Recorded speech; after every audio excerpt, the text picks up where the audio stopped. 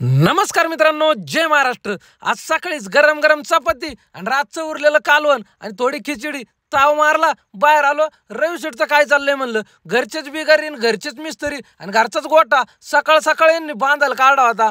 राधा संग थोड्या गप्पा मारल्या आणि नगरला निघालो। रस्त्यात आपल्याला आहे ना चांदीचे पाट आणि चौरंगवाला दिसला। म्हणलं आमच्या टायमाला कुठे गेलते तुम्ही, आणि डायरेक्ट पोहोचलो कटणीच्या दुकानात। लहानपणी जवळ घरचे ना दम टाकीत नव्हते ना, कटिंग करून ये कटिंग करून ये, तोवर काय आपण कटणीला जात नव्हतं। पण आता 10-15 दिवस लय झाले मनानेच जातोय। प्रदीप शेठ भेटले, त्यांना हाय बाय केला, ऑफिसला आलो, काम चालू केलं। दिवसभराचं आपलं जे काम होतं, कॉपी पेस्ट एडिटिंग सगळं काही केलं।